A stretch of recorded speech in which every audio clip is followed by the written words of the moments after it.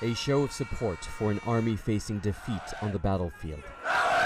They chant the name of junta leader Captain Ibrahim Traoré, who has lost control of almost half of the country to armed groups linked to al-Qaeda and ISIL.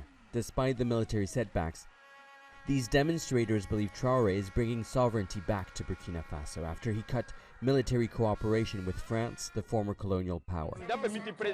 The president has shown us that he has what it takes to govern the country. He showed us by chasing France out of the country. But chasing armed groups out of the country is proving more difficult than expected. Without the military support of France or cooperation from the United States, Traoré is looking at new partnerships. On Thursday, he announced Russia has become a key strategic ally, but denied the presence of Russian mercenaries. There are many countries that have refused to sell us equipment, refused outright. Others have told us that they don't sell lethal equipment. Are we expected to fight the enemy with rocks? So we've turned to other countries to buy arms. In April, the junta announced a mass mobilization calling on anyone fit and above the age of 18 to take up arms and fight for the nation.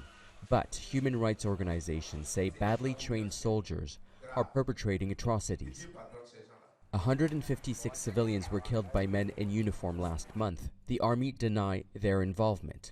Civil society groups fear these crimes are going unpunished. Despite these scenes on Saturday, many people are growing increasingly frustrated with the military setbacks. I think these protests are an attempt to hide defeats. We haven't seen the army reconquer territory, and more villages are being displaced by armed groups and terrorists.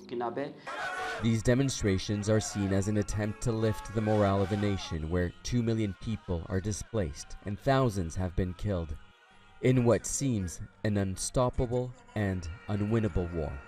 Nicolas, Haque, Al Jazeera.